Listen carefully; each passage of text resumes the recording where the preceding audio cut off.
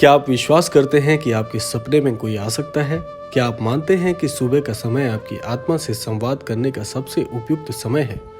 आज हम बात करेंगे एक विशेष समय, एक विशेष संदेश और आपके भीतर छिपी अनंत संभावनाओं के बारे में। इसीलिए क्रमांक के साथ में बने रहिएगा। आइए बढ़ते हैं आज के इस दिव्य क्रमांक की ओर। कल सुबह 5:07 पर एक समय जो आपके जीवन को बदल सकता है। ये केवल एक वादा नहीं बल्कि एक अद्भुत अवसर है।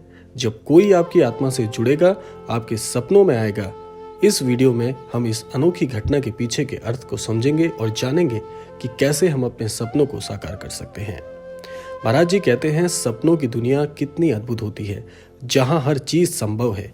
क्या आपने कभी सोचा है कि हमारे सपनों का हमारे जीवन पर गहरा प्रभाव पड़ता है? सुबह का समय, विशेषकर ब्रह्म मुहूर्त, जब हमारा मन शांत होता है और आत्मा खुली होती है, तब हमारे सपने हमें गहरे संदेश दे सकते हैं। 5:07 एक ऐसा समय है जब ब्रह्मांड आपके साथ संवाद करने के लिए तैयार होता है। इस समय आपको जागरूक करने के लिए है, आपको आपकी अनकही क्षमताओं और छिपी शक्तियों का आभास कराने के लिए है। कल प्रातः 5:07 पर सपने में मैं आऊंगा। महाराज जी के इस वाक्य का अर्थ सिर्फ इतना ही नहीं कि कोई आपकी नींद में आएगा, बल्कि ये संकेत है कि कोई दिव्य शक्ति आपके जीवन को दिशा देने जा रही है। ये एक चेतावनी नहीं बल्कि एक निमंत्रण है जागने का, अपने भीतर की शक्ति को पहचानने का। आपके भीतर एक लौ जल रही है, एक शक्ति जो आपको आपके सपने तक ले जा सकती है। उस शक्ति को पहचानने के लिए इस समय का महत्व समझना होगा। तो अब सवाल उठता है कि आप इस विशेष समय के लिए कैसे तैयार हो सकते हैं। इसका उत्तर है ध्यान, आत्मावलोकन और विश्वास। रात को सोने से पहले खुद से एक वादा करें कि आप अपने सपनों में मिलने वाले संदेश को समझने और उसका पालन करने के लिए तैयार हैं। सुबह जल्दी उठकर अपने भीतर झांकिए, उस संदेश को ग्रहण करने के लिए ध्यान लगाइए। जब आप सपने देखते हैं तो आप अपने भविष्य की कल्पना करते हैं।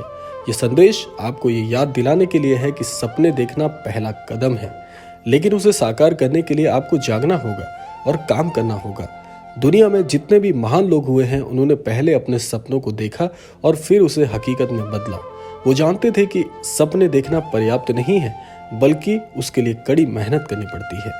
इसीलिए कल सुबह 5:07 पर जब आप उस समय उठेंगे तो ये केवल एक सुबह नहीं होगी, ये आपके जीवन की एक नई शुरुआत होगी। यही वो समय होगा जब आप अपने सपनों को अपनी आत्मा से जोड़कर अपनी दिशा तय करेंगे।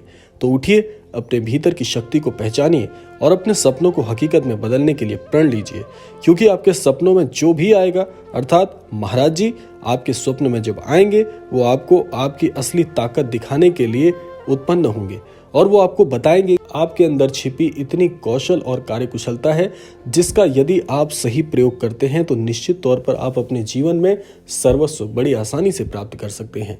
और हर एक अनन्य भक्त ये चाहता है कि महाराज जी के स्वप्न में दर्शन होते ही उसके भाग्य का उदय हो जाए। तो सही मायने में ये वो सारी चीजें आज के इस क्रमांक में हमने शामिल की हैं जो महाराज जी को स्वप्न में देखने से आपको प्राप्त होती हैं।